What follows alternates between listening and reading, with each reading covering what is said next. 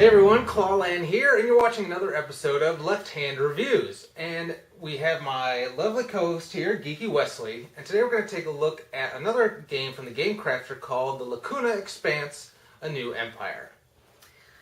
Lacuna Expanse was published in 2012, subtitled A New Empire, and it was designed by J.T. Smith. It plays in about 60 to 75 minutes, and it's supposed to be from 1 to 4 players, but let me just tell you, 2 players is not recommended. So Lacuna Expanse takes its name from an online video game of the same name. And what it has basically done is turned it into a cooperative empire building or civilization building card game. The reason that it plays with 1 or more players is because it's a cooperative game, and like most cooperative games, you can play those solitaire. So let's take a look at how the game plays. I'll show you the components that come in the set, and then we'll tell you what we think about it. Here's what you're going to get in the Lacuna Expanse. I already pulled the insert out of the box. You're going to see a whole ton of cards that are going to be separated into 3 different decks. You have your ship cards here, your station cards, and then a whole ton of planet cards. You're also going to have the colony ability trackers. These are optional. You can basically take your pawns and put them on this tracker in order to keep track of all the different abilities that you have the opportunity to use each turn. Then you have the Path to Victory card. This is really just something that you're going to need for your first couple plays through. It shows you what you need in order to begin the building of the space station, which will ultimately lead you to victory. And then you finally have the ability reference here, which is going to explain all of the different icons and what they mean. Now, this is a preliminary version of the game. I know the designer has taken in some feedback and changed some of the icons here to make them a little bit easier to read. And then those tokens I mentioned before, here they are. There's several for each player. And since this game plays with 4 players, there's 4 different colors. And again, these are only used if you're in fact going to use those colony ability trackers. So let me set up a game, and I'll show you how it plays. Now here's a typical setup for the Lacuna Expanse. This would be for 3 players. Each player is going to start with a command center in their play area. You have that Path to Victory here in the center, just kind of a reference. And in the center here is where you're going to start building that space station. Then you're going to have each of the 3 decks here, a planet deck, a ship deck, and a station deck. Now the object of the game is for players to build up their civilizations here, their cities, and eventually be able to build the space station. Once players build all sections of the space station, they will win collectively. Now, as you're playing, there are going to be cards coming out of all 3 of these various decks called enemy ships. Now, if you draw an enemy ship, for example, let me find one, from a deck, you're going to place that enemy ship off to the side here. If at any point in the game there are 6 face-up enemy ships, you all lose because the enemies have wiped you out. Now, there's also other nasty enemy cards in there that are going to do bad things, but it's the enemy ship cards in particular are the ones that you need to be careful of. Now, there are ways and abilities that we'll get into in a minute that will allow you to reshuffle those enemy ship cards back into the deck. So that's how you kind of keep yourself alive as you go. So let's take a look at how it all fits together. You're going to start off with a command center. Now, the command center is going to have the icon of the command center here in the center and various icons that correspond to the abilities granted by this particular building. The dots up here at the very top will tell you how many of that particular card there are in the deck. The black half circles here, and on some cards there are other colors, are the connection points on how this will connect to other buildings in your civilization. You must maintain all cards up and down like this. You can't turn them to the side or turn them upside down, very similar to Alhambra if you've played that before. When you play cards, they need to connect. The half circles need to be of the same color and need to connect like so. Can't do that because that is placing this sideways. It has to be straight up and down. Every time you play a new building here, it's probably going to grant you some sort of additional ability. For example, the shipyard here is going to grant me the ability to play ship cards, or to draw rather ship cards. So let's go over what each of the abilities are. So let's look at the ability reference here because that's probably the best way to see it.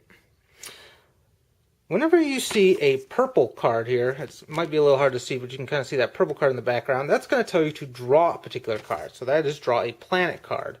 Down at the bottom here, you can see draw a ship card, draw a station card. Now if you see the little turquoise or blue card in the background of the icon, that means you are able to play a particular card. In this case, a planet card. Down towards the bottom there, play a station card and play a ship card. And then you also have other abilities that increase your maximum hand size, allow you to trade with other players, take the top card of any discard pile, give a card to another player. You may look at the top card of any deck on your turn. You may shuffle an enemy ship card back into the deck, and so on. So on your turn, you're going to start by completing as many actions as you want and have the ability to complete. Since each player starts with a command center, you're each going to be able to draw a planet card, play a planet card, and your hand size limit is 2.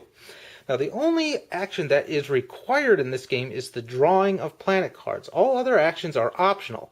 So since this has a draw planet card icon, I am forced to draw that planet card, if nothing else. So I'm going to start by drawing a planet card from the deck, and I've drawn a shipyard. Now this command center also allows me to play a planet card. So I'm going to play the shipyard.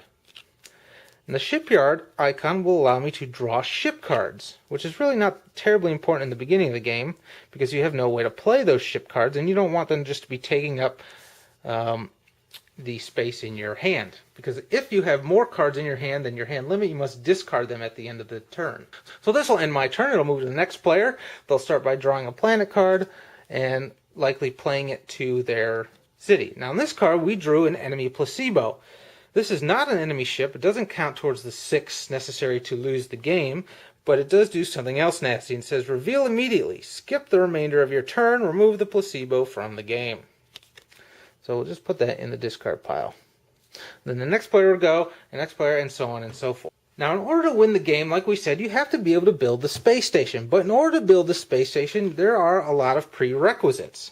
You have to build a shipyard first before you're able to draw ship cards. And why that's important is because the station hull is a ship card. So you have to have a shipyard in order to draw ship cards in order to get that station hull. Now the station hull, the reason you need that is because that allows you to play station cards. Well, why do you need to play station cards? Well, because the station command is the first card really in the space station. And that is the station card, so you have to have the station hull in order to play the station command. Now, in order to play the ship card to begin with, you're going to have a spaceport, and that allows you to play the ship cards that the shipyard allows you to draw. And in order to draw those station cards, in order to get that station command, you have to build the station, all 4 station labs. And there's only 2 of each station lab in the game, meaning there's only a maximum of 2 players that are going to be able to build that. And it's likely that multiple players are going to be drawing these cards, so it's really important to keep an eye on what other players are building and have out for you to see so you know which players are moving towards building the station labs, because talking about trades in the game is technically not an option. You're not supposed to talk about what cards you have and what cards you need in order to play this game. It's a lot more about deduction and working together and to get all this built before you get those 6 enemy ship cards out. Now, let me just show you some of the other cards in the game and how they interact. So, for example, let's say I had a spaceport that I had pulled out, and I want to build that spaceport. The spaceport's going to allow me to play ship cards, as I stated before. We're going to build it right there. You can see this has an orange half circle on the bottom, so I can only play cards that have an orange half circle on the top of them, so this would not be a legal placement. But, aha, look at, I've drawn a cloaking lab that I've been holding in my hand, so now at this point I can play the cloaking lab. And what the cloaking lab is going to do is says 1 more enemy ship is required to end the game. That's a great card to have out. You also have other cards, like for example this, Politics Training. That's going to grant you the ability to shuffle an enemy ship card back into the deck, as noted by the crosshair symbol. But it says you have to discard 3 cards to use this ability, so it really costs a lot in order to get those ship cards back into the deck. It's also worth noting that as you're drawing and playing planet cards, these decks are going to be getting smaller and smaller. And chances are you're going to be playing abilities like this one here that are going to have you shuffling the enemy ship cards back into the decks. But as the decks get smaller and smaller, the ratio of enemy ship cards to the number of cards is going to be much higher.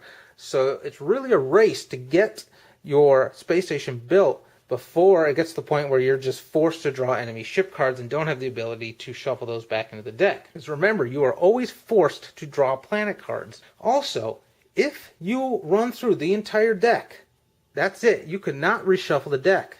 And if you don't have your space station started by the time you run through the planet deck, you're probably in big trouble. Take a look at a couple other cards in the game. Let's look at the ship deck here. So we have a barge here. Now if you play the barge, ship cards are played directly to the discard pile, and they grant you generally a one-time ability, as opposed to the planet cards that contribute to your civilization. The barge here says pick one. You can either trade a card with another player or use it to play a station card. Here we have the detonator. This allows you to shuffle an enemy ship card back into the deck, and this can only be used on the station deck, so meaning it's only available to shuffle enemy ship cards that came out of the station deck. Speaking of that, we have broadcast here. This is just a component of the space station. Here we have an enemy seeker. Reveal immediately. Demolish the mission command if it is in play. Remove seeker from the game. So generally the enemy cards that demolish buildings are going to demolish the buildings that there are very few of, there may only be one of, and provide a really strong benefit.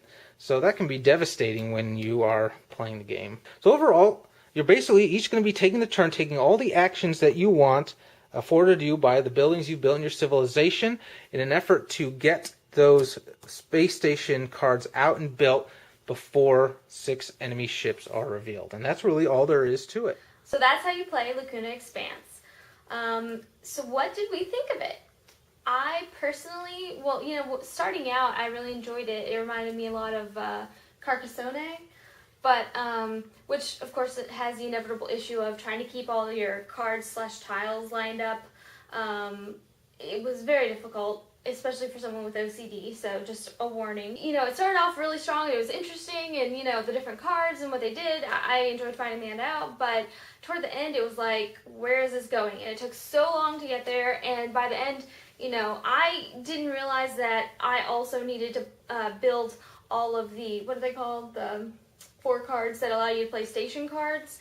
And so I couldn't play station cards, and I felt like I was being completely useless at the end of the game, just kind of like, okay, here it is. I'll give you a card every now and again if I get something useful, but I couldn't even pull station cards. So the other thing I wanted to say is that, it comes with like a point track card, and for me personally, I didn't find it very useful because it was so much easier just to scan the cards I had in front of me, because the icons are pretty, pretty plainly visible, and it was easier just to say, oh yeah, okay, I've taken care of this card, that card, this card, that card, and I kind of knew my options by scanning it, but that's just a personal preference, so.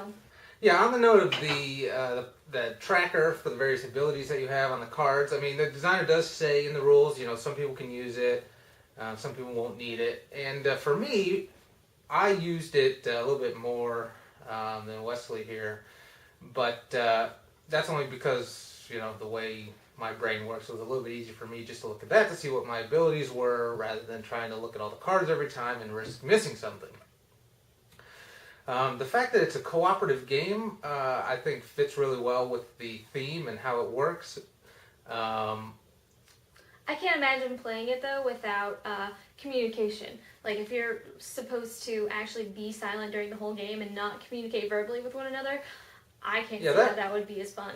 Right, and I agree with that. I mean, I can understand why the designer made that choice, and we kind of conversed back and forth about it. But there's, with the cards that allow you to trade with players, and certain players need certain cards that kind of tech up and build up in order to get to the end to build those station cards. And if you don't know who has each of those, and you're not sure who to give them to, and you can't communicate, it can be a little bit frustrating. You're not really sure what you're supposed to do. It's not like you can easily just look over and keep track of, especially as the game progresses and there are a lot of cards on the table, what cards they have, or what, obviously not in their hand, you wouldn't know, but even just what's on the table is hard to keep track of unless you're verbally communicating, hey, do you need this? Go fish. Yeah, and, another thing with the game is that only 2 players are going to be able to construct the buildings necessary to build those station cards. So if you're playing in a 4-player game, which is recommended, there's going to be 2 players that are not going to have that ability towards the end of the game. Now, they definitely have a role still, because players that have these station building capabilities can discard those, and then the other players can use their abilities to grab cards from the discard pile and build them that way. But I think it kind of will leave them behind in a certain sense. They're not going to feel as well connected to the game as some of the other players. Another problem that I ran into while we were playing was when we played, I had a really hard time even building my station at first, because I just didn't have the cards with the 4 side options. I didn't get a single one, and so I had a bunch of cards and I couldn't place them anywhere. And that really brings me to my biggest concern in the game, and that is the shuffle. Much of the game is relied on the luck of the shuffle. If you shuffle a bunch of enemy ship cards to the very top of the deck and you just deal those, keep dealing those out, and you get 6 of them, game's over. In our case, in a couple of games, the necessary pieces to building the station cards were down at the bottom of the deck. So here we are with these huge civilizations, and we're just drawing cards, waiting for the correct stuff to come out so we can start building the station. And by that point, the decks are so thin that every time you draw, you're probably going to end up drawing an enemy ship card. So, that was probably the biggest detractor for me, is it's heavily relied on the shuffle.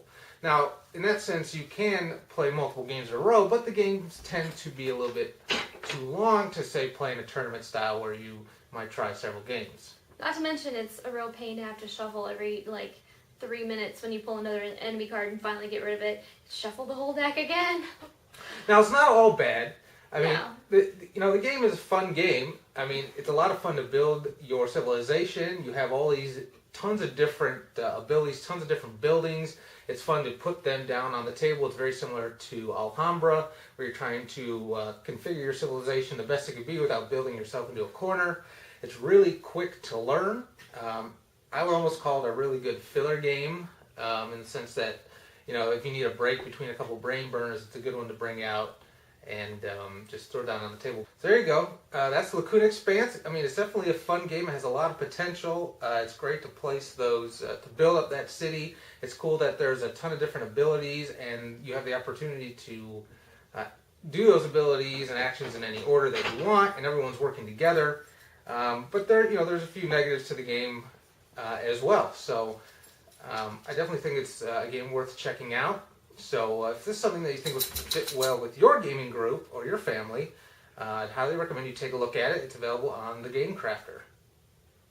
So, thanks for watching our review of the Lacuna Expanse, and we hope to see you again soon. See you next time.